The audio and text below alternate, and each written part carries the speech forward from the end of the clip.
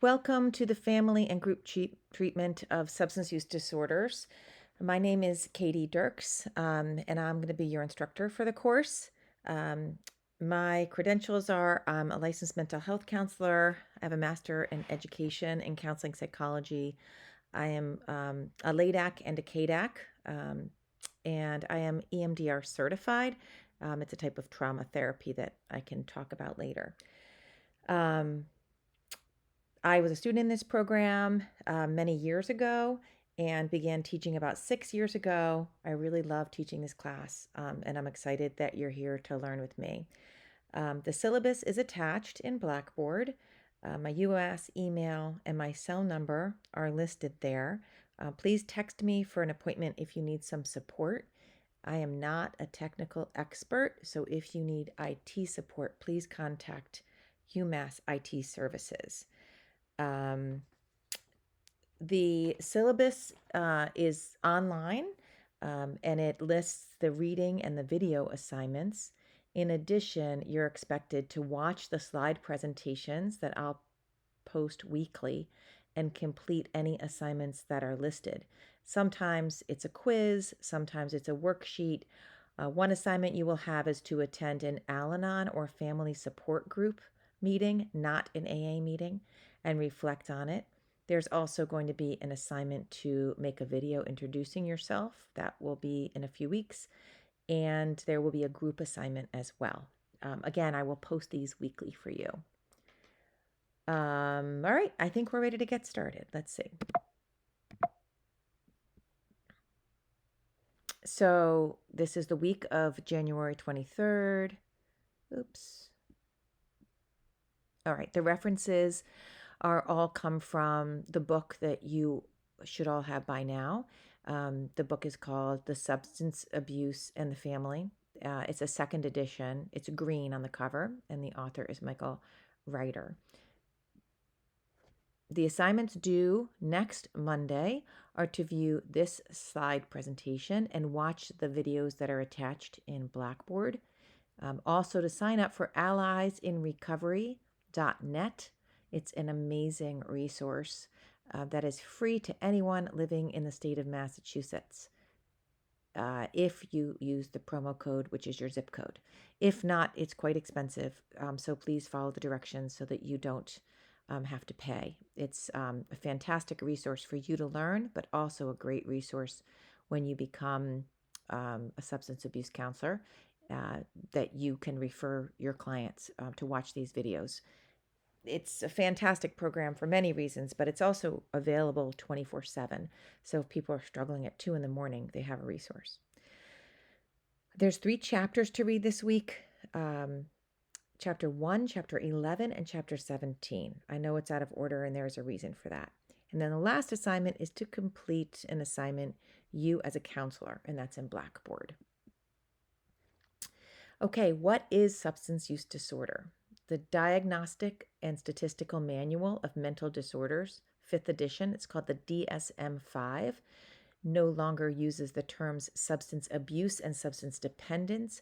Rather, it refers to substance use disorder, which are defined as mild, moderate, and severe, to indicate the level of severity, which is determined by the number of diagnostic criteria met by an individual. Substance use disorders occur when the recurrent use of alcohol and/or drugs causes clinically and functionally significant impairment, such as health problems, disability, and failure to meet major responsibilities at work, school, or home. According to the DSM-5, a diagnosis of substance use disorder is based on evidence of impaired control, social impairment, risky use, and pharmacological criteria. This language used in the DSM-5 is very different from the DSM-4. That changed. I think the DSM-5 came out around 5 years ago, and every 10 to 20 years, there's another version of the DSM. The language is a really big change and an important one. Instead of substance use being kind of blamed on the individual, it changed the language to be a disorder. So that makes it on par with bipolar disorder, anxiety disorder, etc.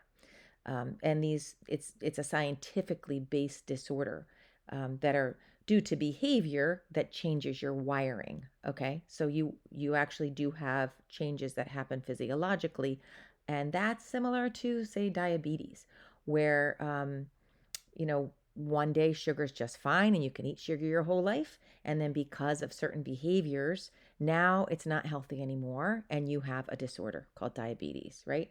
So it's not about being weak or having a deficit, which the the criteria kind of was that language was used in previous versions of the DSM-5. It's finally looking at substance use disorder with parity to other mental health disorders and physical health disorders. And actually, parity is a condition of the state of Massachusetts. So it is legally, they're responsible. There should be parity with substance use disorder. The criteria for substance use disorder is very clear in the DSM-5. There are 11 criteria, and I'm going to read them because it's that important that we know this information.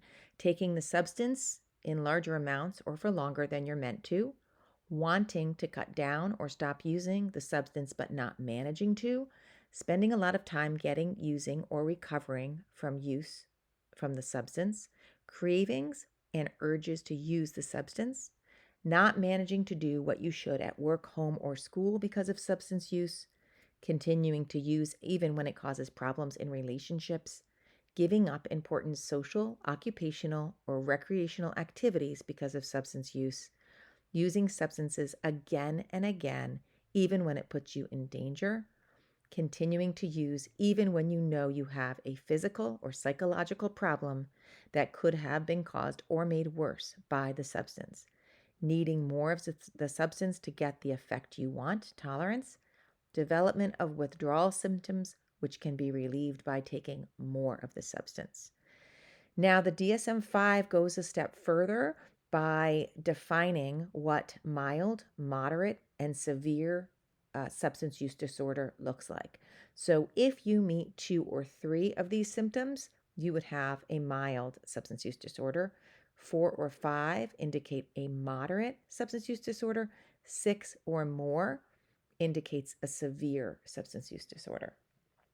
This is so important to know because many clients will not understand if they have a substance use disorder and will ask you, what do you think? Do I have a substance use disorder?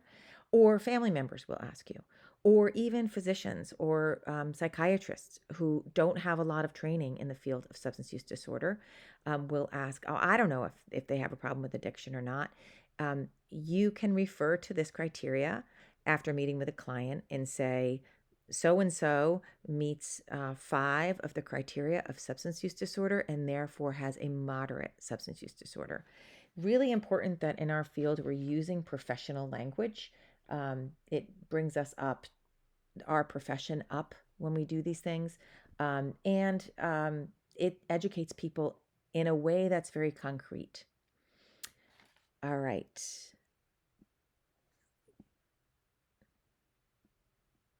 Sorry about this. Let's see. Oh, the core competencies.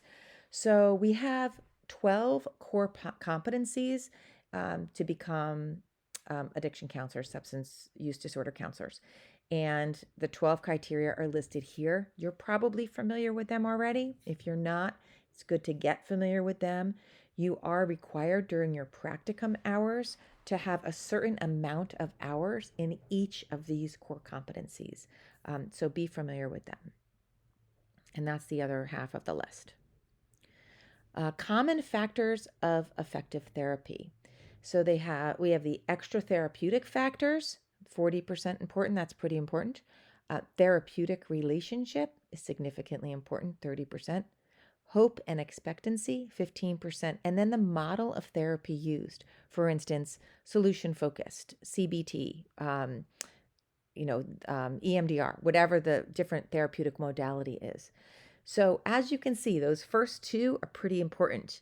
The first one, extra therapeutic factors, things that can be incredibly important are Does the person have healthy relationships in their lives? Do they have a support system? Do they attend AA? Do they go to the gym? All of those things can impact their success in the therapeutic process. The next one is the therapeutic relationship, and that is critical. In order for you to be effective as a counselor, therapist, you need to be able to bring your authentic self to sessions, so that people know whether you're authentic or not.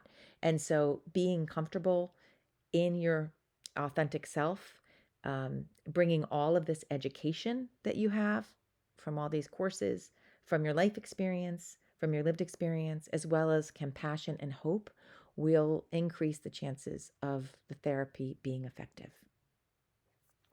Characteristics of effective addiction counselors: the mental health and personal adjustment of the counselor, super important. We all need to make sure that we've done our own work before we come to this field. Doesn't mean we have to be finished with our work. It's a never ending process to do, a self study, but to be actively engaged in your own work. Therapeutic optimism, organizational ability to recognize and maintain personal boundaries and balance the client and counselor needs. It's critical. Positive experience and conviction about recovery, investment in personal and professional growth, appropriate ethics and value, and a sense of humor is helpful. Boundaries and self care. This is very important, and we'll stress this along the journey of the next 14 weeks in a few different ways. Burnout's very high in our field, and that's something you need to be aware of and be very careful about. The number one thing you can do to prevent yourself from burning out is to set effective boundaries with both your clients and your workplace. So just to keep that in mind. For instance, workplaces will a lot of times ask you to pick up extra shifts, put pressure on you to take on call, and you need to be able to set boundaries and say, I'm sorry, I cannot do that, because I need to take care of myself.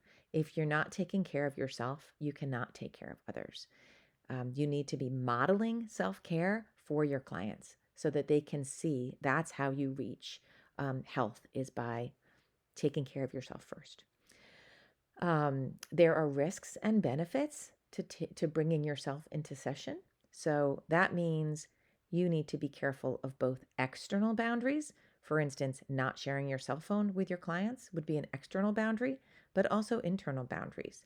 How do you make sure that when you hear some really hard stuff and your heart feels like it's really heavy, that you're going to be able to handle that and process it, that you have a supervisor you can go to talk about these hard things so that you don't hold it all and burn out yourself. This is not a black and white field. There's going to be a lot of gray, and you're going to have to step into that space. Make those moves intentionally. Don't just slide into them. So, for example, I would suggest that you think very hard about whether you want to share whether or not you're in recovery yourself. Once you step into that area and you disclose to one person, everyone will know it's forever out, and it's not necessarily effective. The studies have shown that it doesn't make you a better or worse counselor because you have lived experience. You can be just as effective as a counselor if you are not in recovery yourself. Um, People that are not in recovery will have to rely a lot more on their skills and education than on lived experience that they don't have. Um, People who rely a lot on lived experience can see one path instead of, it's called equifinality, and unlimited paths. There's no limit to the amount of ways that people can reach recovery. One example of stepping into the gray: I am not a hugger. And when I worked as a clinician in community mental health, all of my coworkers hugged all of their clients, because we did therapy in people's homes. Um, I felt like that was an external boundary for me, that hugging for me was something I did with my family and not something I wanted to do with my clients. And so people would come up to me to hug me, and I would say, I'm sorry, I'm not a hugger. And I kind of put my hands up. And that solved things pretty well. One day, one of my clients got a phone call when I was meeting with her that she had a sudden death of a cousin of hers who was very young, and she started to cry. And at that point, I said, would you like a hug? And she said yes, and I did hug her. So that was walking in. That's an example of walking into the gray. Supervision is incredibly important. It is your supervisor relationship is going to be your most really important relationship in this field. Um, I think about supervision as important as compensation, because that person is the only person you can really talk about everything to. So you need to have a trusting relationship with them. So shop around and make sure that your supervisor is someone that will make time for you on a weekly basis, and someone you can share the hard things with, both in terms of where to go with a client when you struggle, and in terms of, I'm feeling really depressed right now because I've had too many bad stories told to me, or things like that. Make sure that you find time to grow, learn, develop. Make sure that you're, reading books or going to seminars or conferences on this stuff, because that's going to feed your soul as well. This is the ethical standards for what we adhere to. It's the National Association of Alcohol and Drug Addiction Counselor, but they call themselves now the Association of Addiction Professionals. Um, and here is a list of all of the ethical principles. And I would suggest you get familiar with those, because once you're licensed, you're responsible to adhere to this code. And if you don't, you could possibly lose your license. If you're familiar with these, it will also help you to set boundaries. It will be kind of a good guide for you. These are referral sources.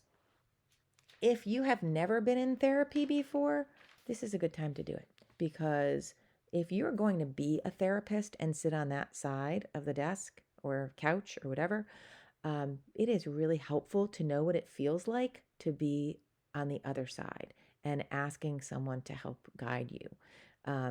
As a counselor, this is very different than an AA role, AA sponsorship. Counselors, therapists do not give advice to people, and that's an interesting change for a lot of people who have never been in formal therapy or counseling. Um, I highly recommend. It's a great way to work through your own stuff, and it's a great way to actually see how other people do the work, and you can get a lot of learning that way too. So there's Psychology Today. William James Interface Referral Service is fantastic. You call them and tell them what your issues are, what your insurance is, and they call you back and they give you 3 providers for you to reach out to.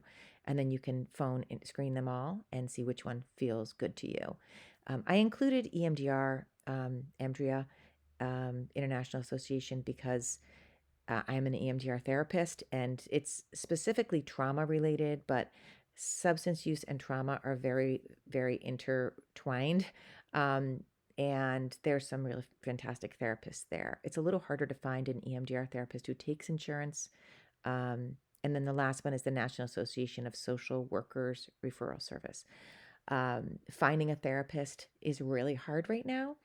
There's such demand. People who are on Mass Health, which are a lot of the people we're working with, will have an even harder time, because Mass Health is, first of all, they pay the lowest, but also they are incredibly hard to get credentialed with. So most times, people that we're working with will end up having to go to a treatment center in order to have the services provided that they need. Okay, now we're going to talk about group norms and about running our class together. This is an example of group norms from an in-person class a few years ago. Um, and these are the things that the class came up with that would be okay or not when we meet for class time. And you can take a look at those. What I'd like you to do is to look at or to consider, oops, wrong way, sorry, is to consider what would be good group norms for our class together that's meeting online. I'm sorry, I'm having a hard time figuring out how to switch the pages. Okay, well, I think that's the last one. So we will, I will put this question about group norms in the chat. I'll give it one more chance and see if I can figure out how to do this. It doesn't seem to be flipping pages for me very well right now for some reason. Okay. I think that was my last slide, but if not, I will make sure that I post the slides online as well so that you can look at them there. All right. Thank you. It was nice meeting you guys, and I look forward to reading all your chats. Bye.